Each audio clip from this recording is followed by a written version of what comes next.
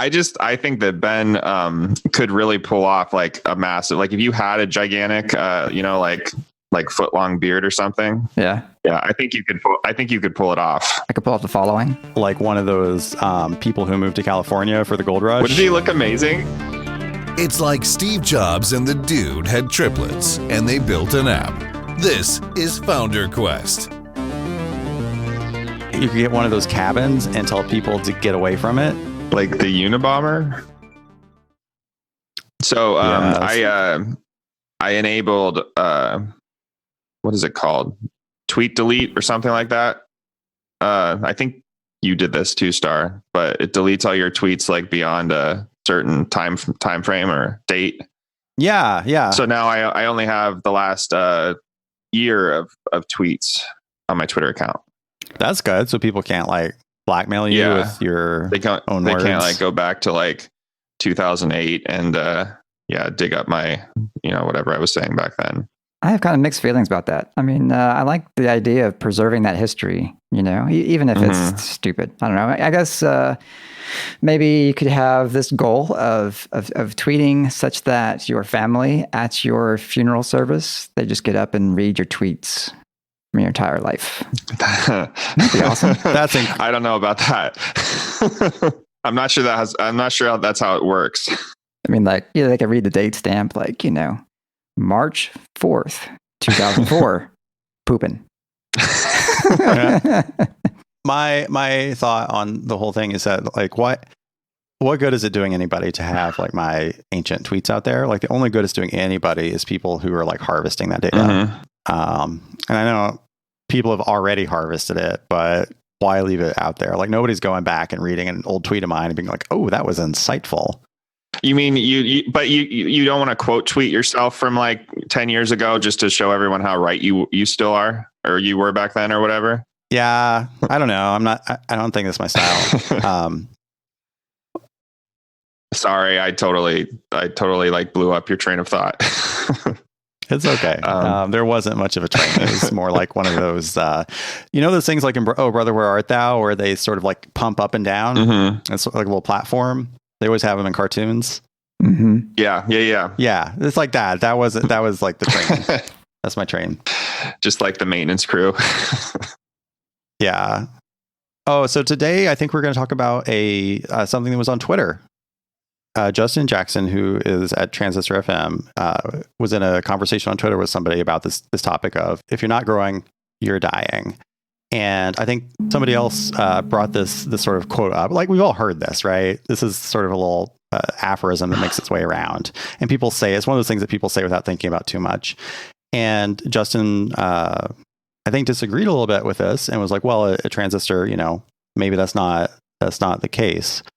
So I think we're going to talk a little bit about that today and to see where the conversation goes. I think the danger when it comes to the growth mindset of like, I have to grow for growth's sake, I think that's where it gets dangerous. And I think that's where a lot of people are who reject the whole VC funded path, because they don't want to have that scenario where they have to grow like at an extreme rate, or else they just go bust, like the go big or go home thing. I think. So you're saying that like there's different pathways, right? There's like this VC funded pathway. And so you're saying, like, if on the VC funded pathway, if you're not like having major growth, then you are effectively sort of dying. Is that what you're saying? Yeah. Well, I think they want you to die if you're not having that spectacular growth, so they can focus on something that is having that spectacular growth. Whereas like a little company like ours, like, what does that even mean? In a regular business. Yeah. I mean, you may not even be able to handle that spectacular growth, right? You just, or I don't know if you've read that book, Company of One.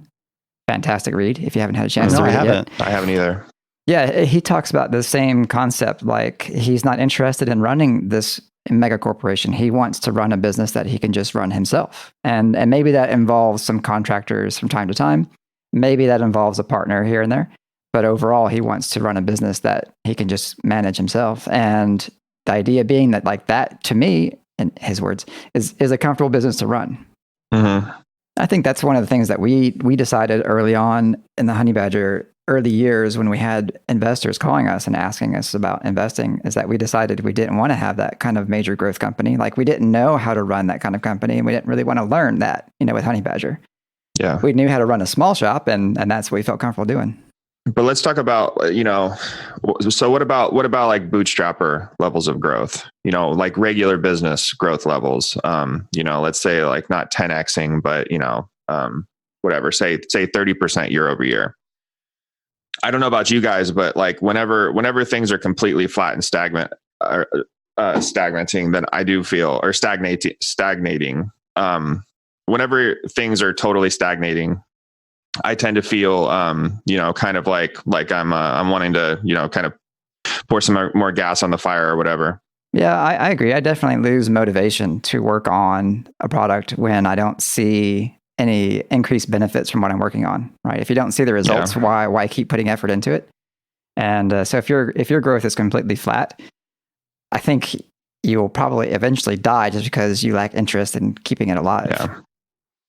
Is that true? So take like a corner store, like a laundromat. They're not growing 30% year over year. For any business that's not a software business, growing 30% year over year is insanely good, right? Yeah. So you got, I guess they don't even have laundromats even more. I'm showing my age. Like that's not, they're not growing 30% year over year, but it's a good steady business. So, I mean, let me just take a step back. So I really freaking hate sort of sayings like this.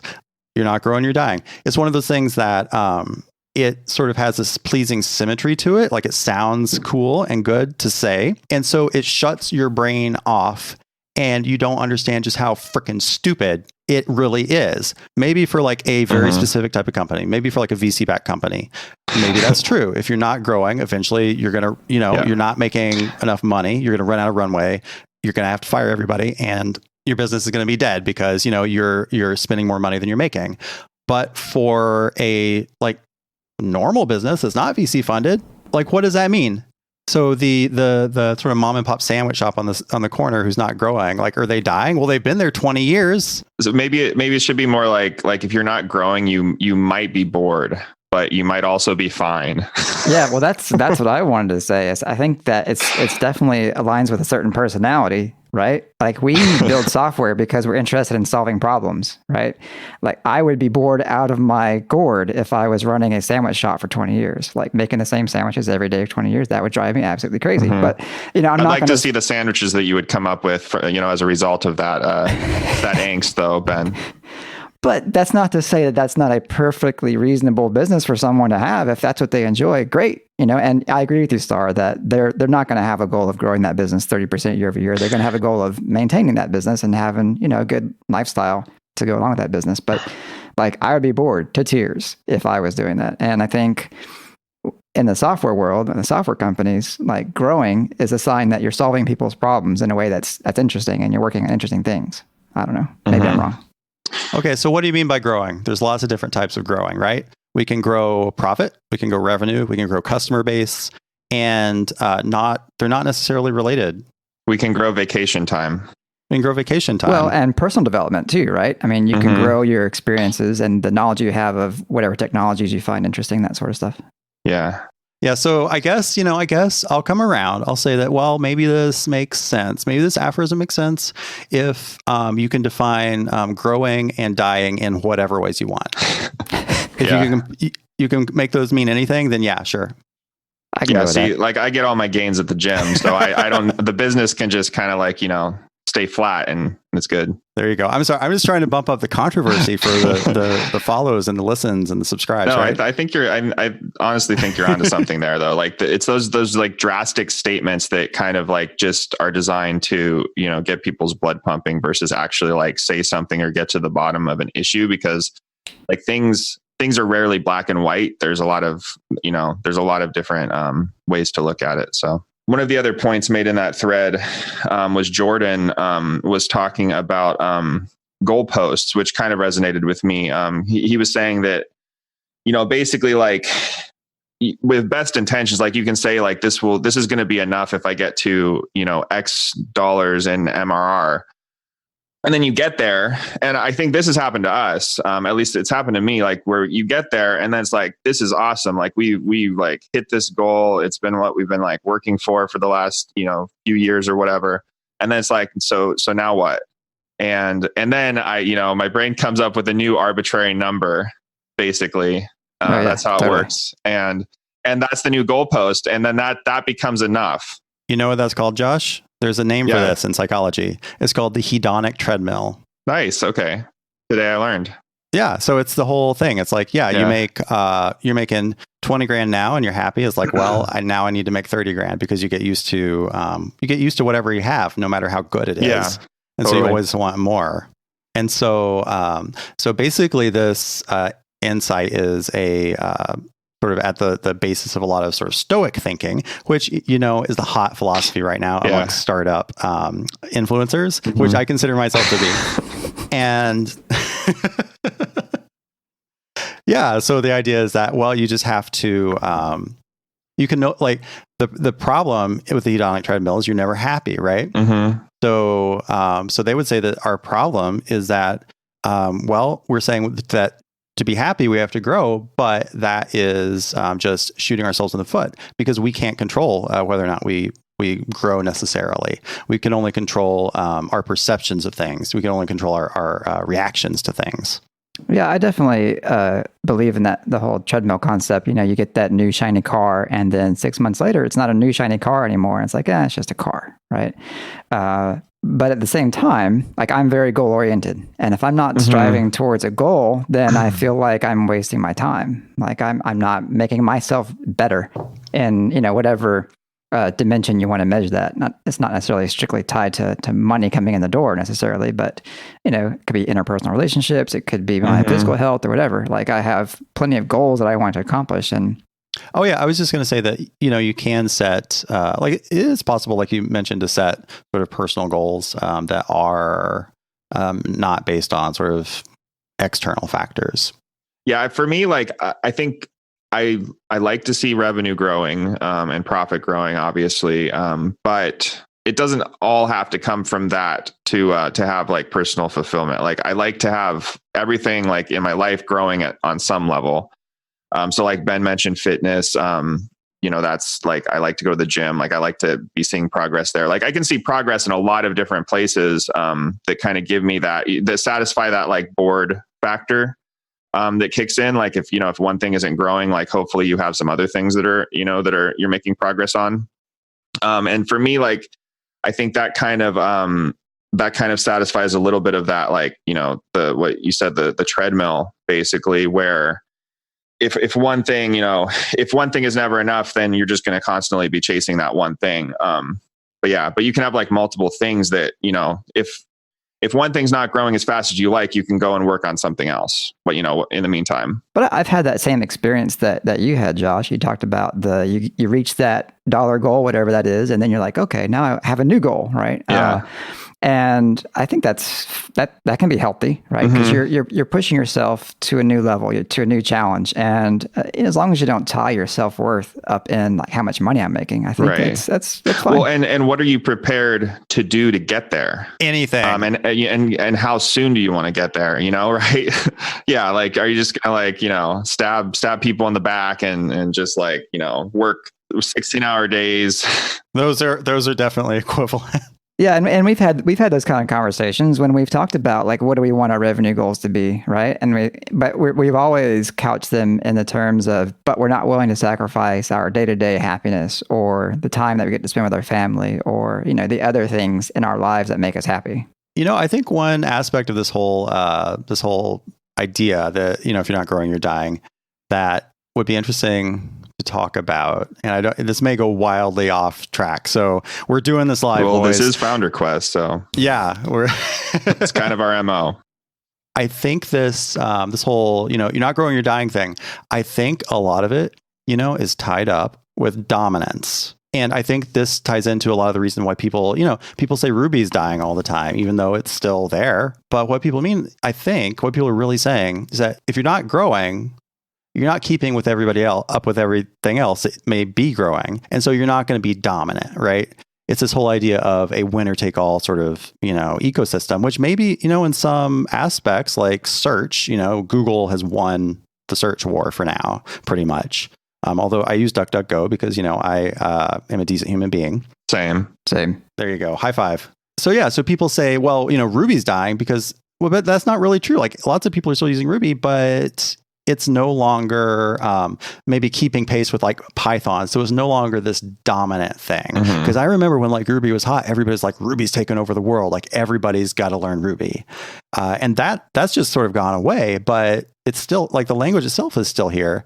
Maybe the key to sort of happiness and everything is to sort of give up this idea that you have to win, you have to be like number one, you have to dominate. DuckDuckGo might actually be a pretty good example of this, because even like in the basically monopoly market of search, there's still room for this little, like at the time, scrappy search engine to come in and get a number of people, enough people to like make a business out of it and grow in that environment. Like there's like three search engines that people use, and DuckDuckGo was able to like, get into the market and actually like become one of them. It's sad. I was like, what's the third one? I think it's like I didn't even. I'm Bing, pretty sure right? it's Bing. Okay. Oh, poor Bing. Maybe we should Google it. Oh. Sorry, Microsoft. Not sorry, Microsoft. They're getting ready to eat the world again. So you make an interesting point about DuckDuckGo, because I think there's always room for sort of small niche players. Like in a gigantic market. Like you can always find people who don't want to go with the giant. Well, I was just thinking about the second half of the tweet. We focused very much on that not growing or dying part, but there was more to the tweet. He also said, "Oh, there was. I didn't actually read the whole thing." He also said, "Adding more people and maintaining the same net through growth, not at all attractive." Can we take a second and maybe explain what he means by that? Because I feel like it may be a little bit obscure. I kind of stumbled over the wording of that myself when I was trying to read it and failed. So maybe we can dissect it a little bit. If you're adding the headcount and you're not really moving the needle on the top line, what's the point? So if I hire somebody and then cost me $100,000, and as a result of their work, I make an extra $100,000, I'm still making the same amount of profit. I've just got an extra employee. And that goes back to the company of one thing. Comment, it's nice to have friends, but but not if you have to pay for them. Yeah. Well, I mean, if they pay for themselves, then, the more the merrier. But no, I was just thinking of this, what you were saying about the winner take all mentality. And that's definitely a software thing, right? And I think we face that when the question of, do we take investment money because our competitors have, and are they going to take the whole market, if we don't do the same thing they're doing? And your point about people choosing different providers for whatever reason, like all three of us have chosen DuckDuckGo probably because of the privacy implications of all using Google for everything.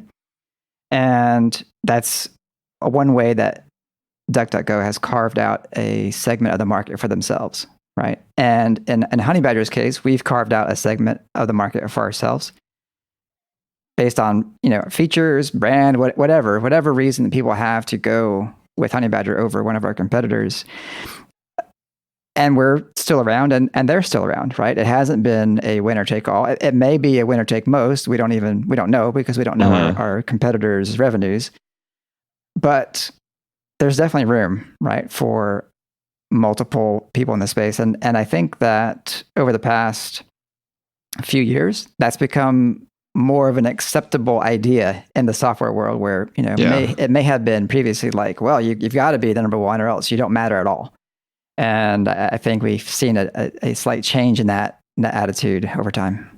Do you think there's a risk of, so there's always going to be like some room for the smaller players, because there's always going to be enough of the fringe of people usually that that like things in such a certain way that they'll go and look for alternatives. But that said, there's also a lot of spaces have the one or two big players that kind of do tend to dominate most of the market, and then the smaller players tend to live on the edges or have a smaller, a relatively small percentage of that market. Do you think that that's a risk to the smaller players as over time, as those markets get more consumed, or as the larger players tend to consolidate and centralize? Things generally tend to centralize. Do you think that's a problem?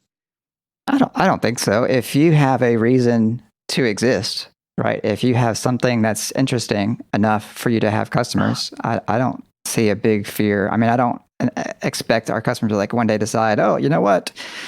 I'm just going to switch. No, I mean, we're providing a great service and they like that service. Look at how many car companies there are, right? Yes, there's been a lot of consolidation over the past, let's say 100 years, right?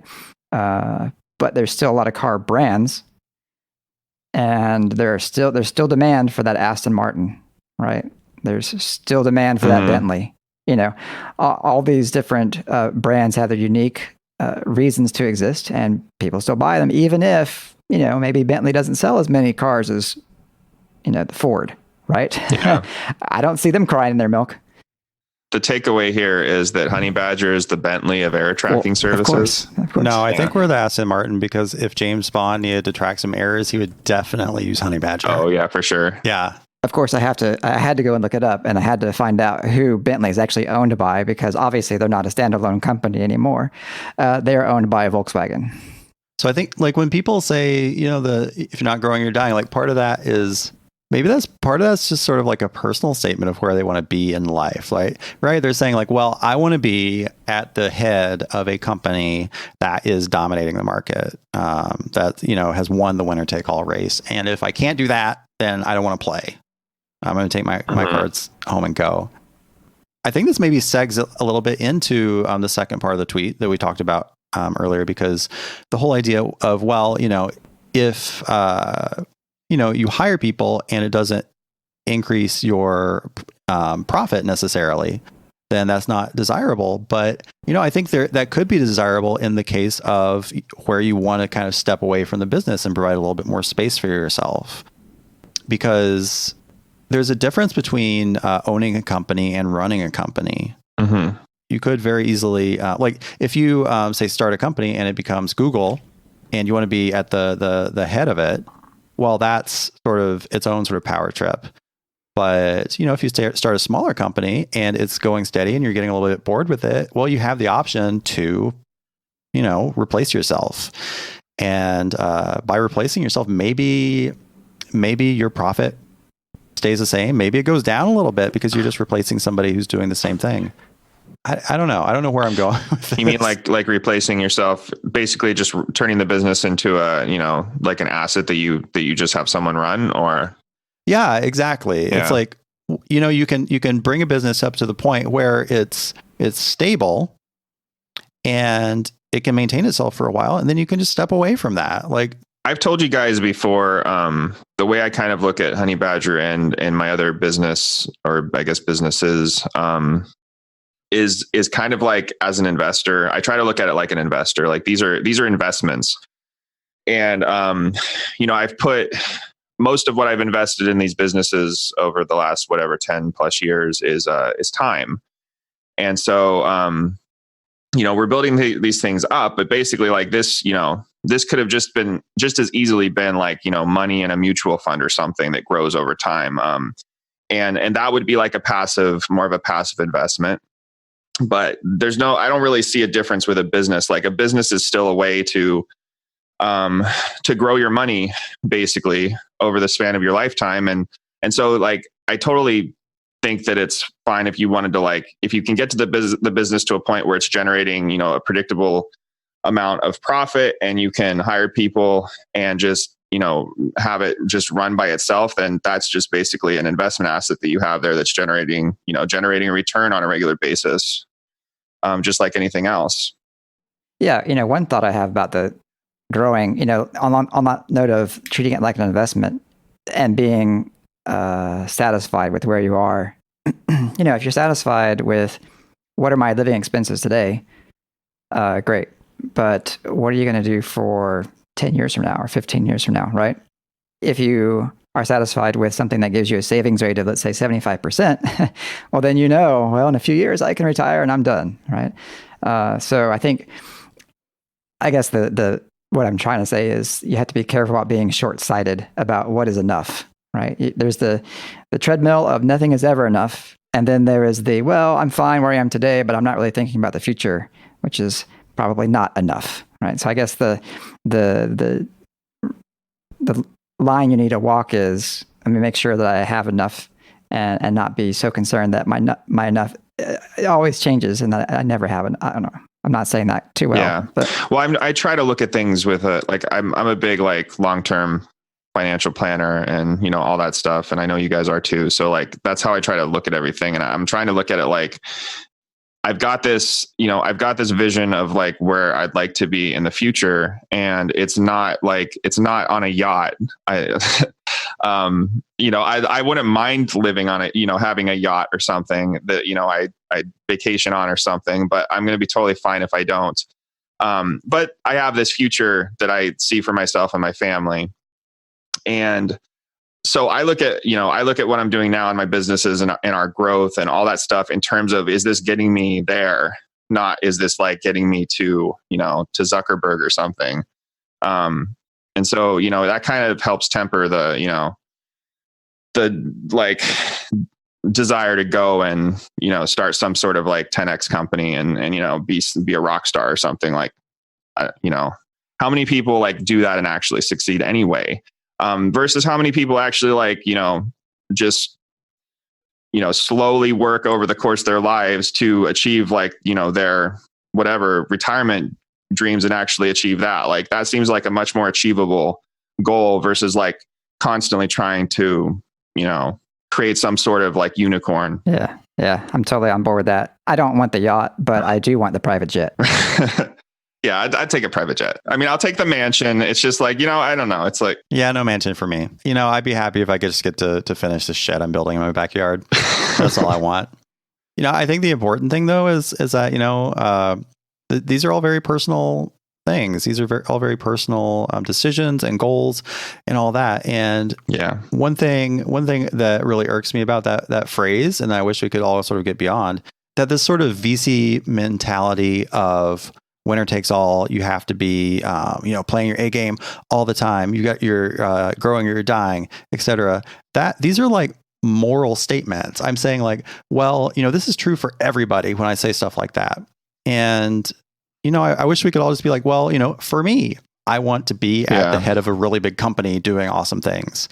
But you don't have to couch that in terms of this universal, this is the right thing for people to do as human beings. Everyone has different goals. Yeah. Different. Yeah. But yeah, I think for me, if I put it in financial terms, I don't want to be rich, but I want to be wealthy. And the way that was explained to me, I think a book or something back in the day was that rich is you have a lot of money or cash or something. But wealthy is you have the ability to sustain yourself. And it's it's more financial independence or, being independent. And so I don't care. Like I said, I don't care. I don't need the yacht or the mansion or something, but I do want the independence and the freedom that comes with having, enough to basically sustain a certain lifestyle that is the level that I'm happy at. And if I can do that and not have to work or not have to worry about, my family and our future, then that's kind of my personal goal. Well, amen. I think that's a great place to wrap up. It was great talking to you guys, and we'll catch you on the flip side. Sounds good, baby. I've decided that really awkward end things are my shtick now. No, it's awkward is good. I think it works for us. It's my natural talent. FounderQuest is a weekly podcast by the founders of Honey Badger. Zero instrumentation, 360-degree coverage of errors, outages, and service degradations for your web apps. If you have a web app, you need it. Available at honeybadger.io. Want more from the founders? Go to FounderQuestPodcast.com. That's one word. You can access our huge back catalog or sign up for our newsletter to get exclusive VIP content.